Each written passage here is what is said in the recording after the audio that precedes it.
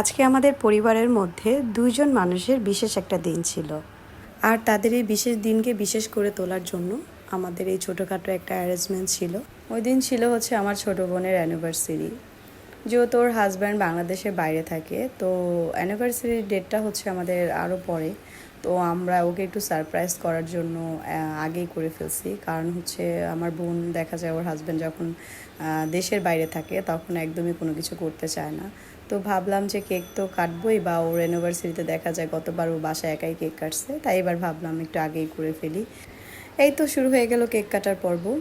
তো আমার ছোটো বোনের হাজব্যান্ড হচ্ছে একটু লাজুক টাইপের, ও একটু লজ্জা বেশি পায়। তো খুব লজ্জা পাচ্ছিল, যেহেতু আমরা সামনে সবাই বসেছিলাম।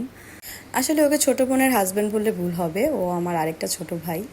আমরা 3 ভাই বোন, আর 3 ভাই বোন আমরা অনেকেই আমার পরিবারের সবাই জানে আমরা যথেষ্ট ধরেন মিশুক, এবং হচ্ছে আমাদের 3 ভাই বোনের মধ্যে এত ভালো বন্ডিং, আলহামদুলিল্লাহ, আল্লাহর দরবারে লাখো কোটিবার শুকরিয়া জানাই।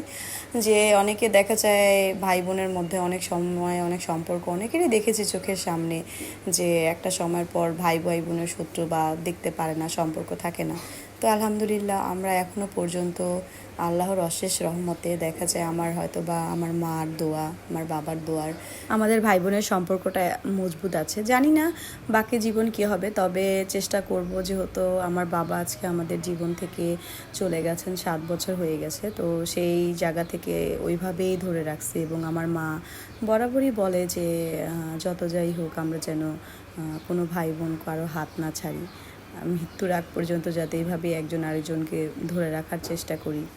আসলে কি জানেন, পরিবারের বন্ডিংটা যদি ভালো থাকে না, আপনার যে কোনোই গন্তব্য থাক বা আপনার যেখানেই বাধা থাক, আপনি কোথাও না আটকাবেন না, কারণ আপনার পরিবার সবসময় দেখবেন আপনার পেছনে সাপোর্ট হয়ে দাঁড়াবে। তো আলহামদুলিল্লাহ সেই জায়গা থেকে আমরা বরাবরই ভাগ্যবান।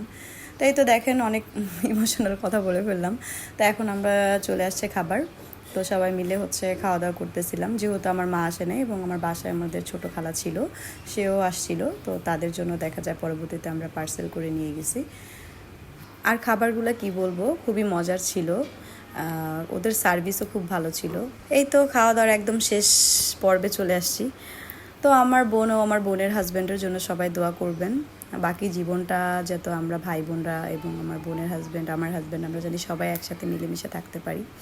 এই লাস্টে কয়েকটা ছবি তুলে নিলাম। এ হচ্ছে আমার ছোটো বোনের হাজব্যান্ড, ওরা খুব দুষ্টামি করতেছিল। সবাইকে অনেক ধন্যবাদ ভিডিওটি দেখার জন্য।